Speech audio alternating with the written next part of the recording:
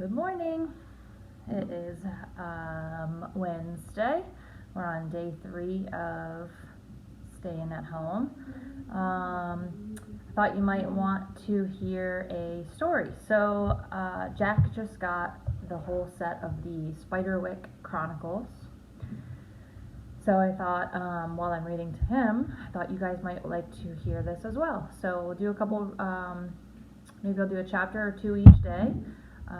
And feel free to comment or make predictions or summarize or any of that awesome stuff that we've been working on all year. I hope you guys enjoy.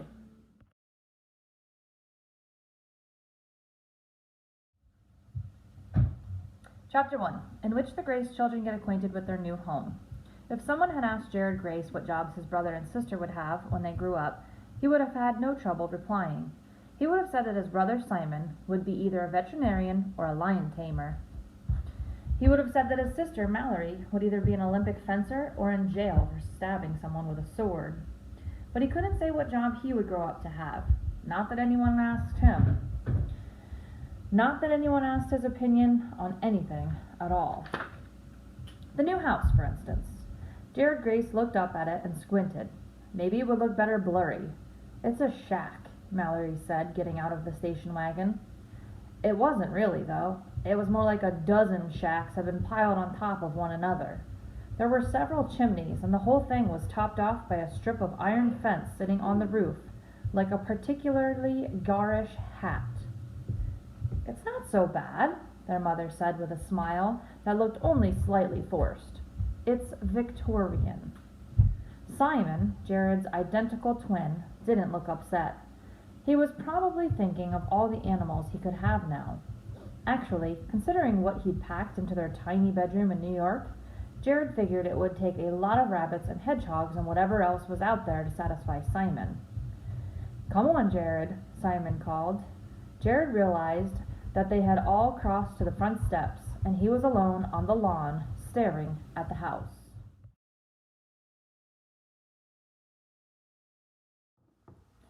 Their doors were faded gray, worn with age. The only traces of paint were an indeterminate cream, stuck deep in crevices and around the hinges.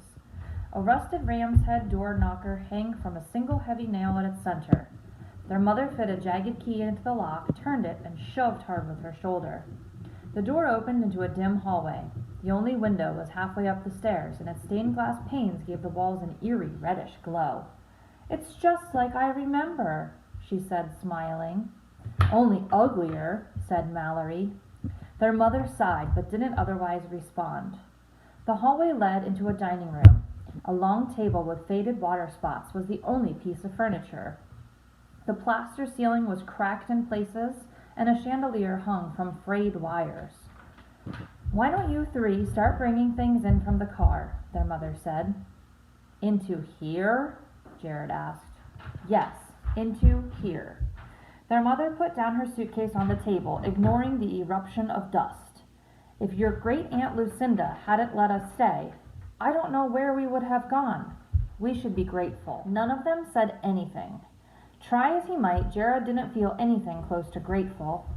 Ever since their dad moved out, everything had gone bad.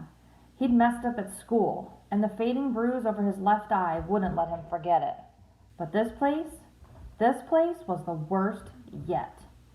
"Jared," his mother said as he turned to follow Simon out to unload the car. "What?" His mother waited until the other 2 were down the hall before she spoke. "This is a chance to start over. For all of us, okay?" Jared nodded grudgingly. He didn't need her to say it.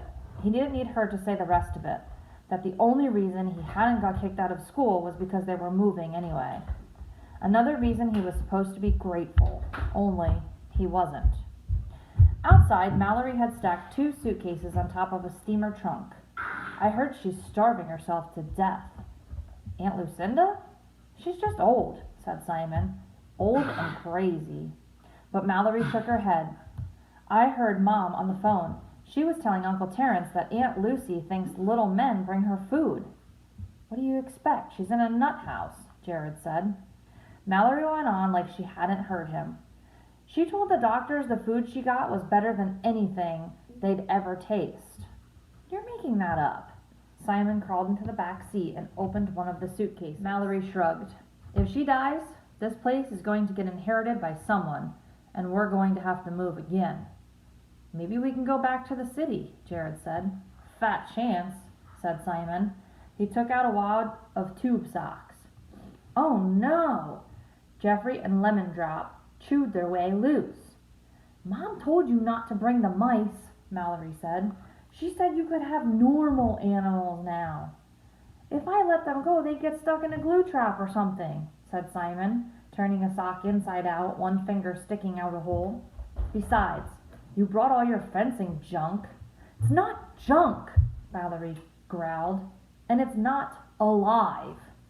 Shut up! Jared took a step toward his sister. Just because you've got one black eye doesn't mean I can't give you another one.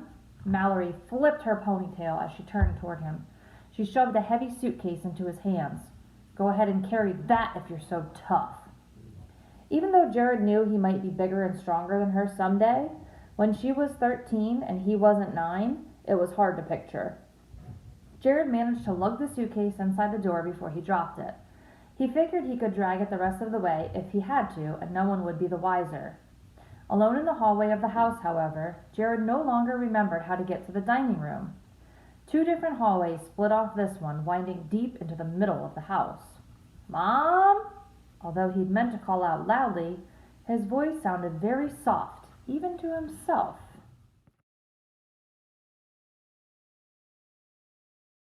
No answer. He took a tentative step and then another until the creak of a board under his feet stopped him. Just as he paused, something inside the wall rustled. He could hear it scrabbling upward until the sound disappeared past the ceiling. His heart beat hard against his chest. It's probably just a squirrel, he told himself. After all, the house looked like it was falling apart. Anything could be living inside. They'd be lucky if there wasn't a bear in the basement and birds in all the heating ducts. That was, if the place even had heat. Mom? He said again, even more faintly. Then the door behind him opened and Simon came in carrying mason jars with 2 bug-eyed gray mice in them. Mallory was right behind him, scowling. I heard something, Jared said. In the wall.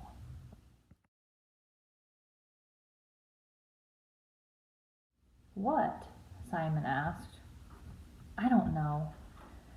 Jared didn't want to admit that for a moment he thought it was a ghost. Probably a squirrel. Simon looked at the wall with interest.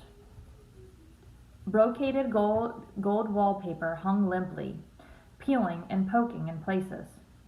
You think so? In the house? I always wanted a squirrel. No one seemed to think that something in the walls was anything to worry about, so Jared didn't say anything more about it. But as he carried the suitcase to the dining room, Jared couldn't help thinking about their tiny apartment in New York and their family before the divorce. He wished this was some kind of gimmicky vacation and not real life.